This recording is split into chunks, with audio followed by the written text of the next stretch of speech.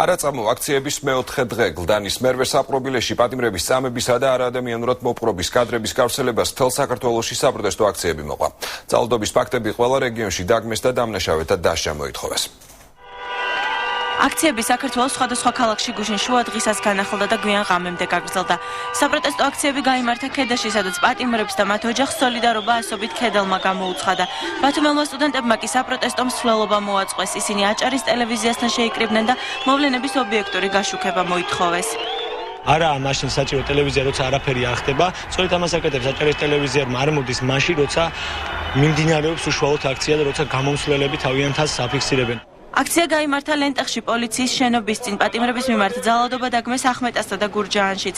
ახმეტაში აქციის მონაწილეებმა ძალადობის ამსახველი ფოტოები გამოფინეს. გურჯაანის სოფელ ბაკურციხეში კი ცოცხების სიმბოლურად ბაკურციხის გამგეობის შენობასთან დატოვეს. რაც დაპირდა 9 წლის უკან საქართველოს მოსახლეობას პრეზიდენტი მიხეილ სააკაშვილი და რაც არ არის შესრულებული ყველამ კარგად ვიცით, აგერ არის გამოფენილი ყველაფერი. რუსთავში მოქალაქეებს ქართული ოცნების მაჟორიტარობის კანდიდატი ზვიად ძიძიგურით შეუერთდა. მისი ინიციატივით მომზადდა პეტიცია, რომელიც არასამთავრობო და საერთაშორისო ორგანიზაციებს გაეგზავნება და მასში პატიმართა ოჯახის წევრების მოთხოვნები იქნება დაფიქსირებული.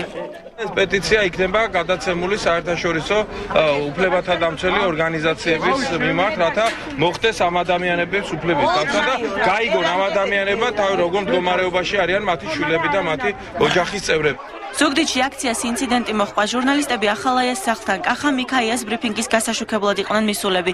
ბრიფინგის დასრულების შემდეგ სახლიდან გამოსულმა ახალაიამ, რომელსაც ჟურნალისტმა საპატიმროში არსებულ მდგომარეობაზე კითხვა დაუსვა, ხელი კრა და კეფაში გაარტყა. იქვე შეკრებილები კი სხვა ჟურნალისტებს გაუსწორდნენ.